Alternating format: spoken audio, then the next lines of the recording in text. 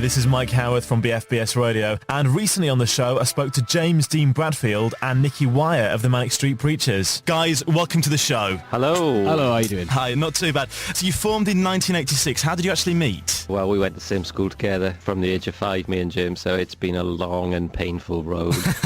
Were you quite good at school, or were you sort of the mischievous type? No, I think we were both, well, academically Nick was a swot, or naturally talented, he'd like to say, and I was very, very average and quite stunted. Like me. And kind of, but I think, in terms of behaviour, in terms of getting into fights and that, we're pretty much angels. Guys, you've been around for a while, it's fair to say, and you've had massive success in both the albums and singles charts, but you must have acquired a phenomenal amount of fans. Now, fan-wise, we get the odd thing at BFBS Towers. Some of it's edible, some of it's wearable, if you know what I mean, which we don't do until sort of after 5:30 when everyone's gone home. But is there anything odd that you've received in the post from a fan?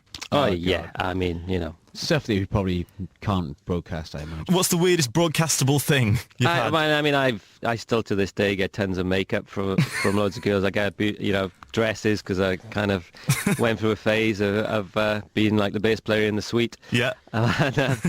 I've just had loads. I still rely on my fans for my wardrobe, for my, I get loads of jewellery, badges.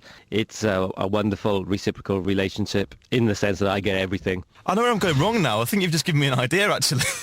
An idea for a new feature. So Design for Life, it got to number 2 in April 1996, and I actually bought this when I was 15 from Our Price in Huddersfield. And not one word of a lie, I had it on repeat in my bedroom, loud. I'm talking loud. The parents love you guys as well, but I think by the end of the week they were sort of ready to batter my head in, and it's such a good track from the Everything Must Go album. But what is your particular favourite from the album?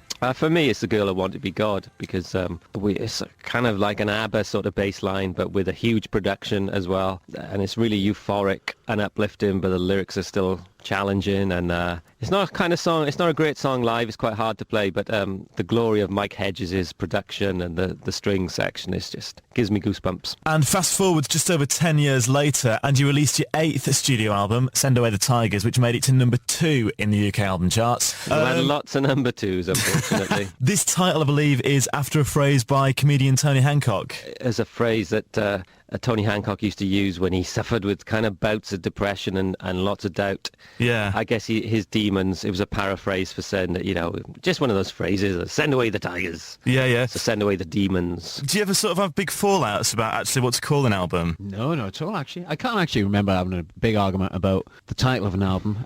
We had arguments about directions of albums. I think the closest we ever came to having arguments about the title of the record was the second album, I suppose. It was the classic second album Malaise. Yeah. I didn't quite know which direction we were taking. No, I still, the Gold Against the Soul title kind of rhythmically works, but it doesn't work as a kind of illumination of the record. Tell us about Your Love Alone Is Not Enough. It got to number 2. Another number 2 there.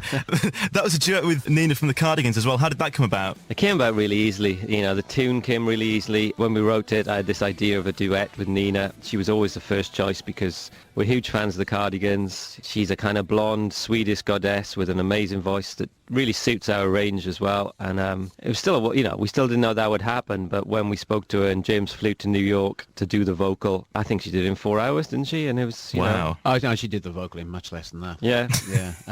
Basically what Nick is saying is I sing like a girl, so why didn't we get a girl singing on a record? A better looking one. Oh, don't be hard on yourself. Now, guys, I have got a bone to pick with you because I sometimes struggle getting my tongue around quite long words. Right, I'll try and get this right. Jackie Collins, Existential Question Time. Yep. Is that bad. Get in there! Tell us about that and the new album as well. The new album is entirely about the lyrics that Richey left us 15 years ago. So it's a brilliant title. It's a tongue twister. It is great. It is. I must admit, it keeps us on our toes. I'll say that much. Try singing them.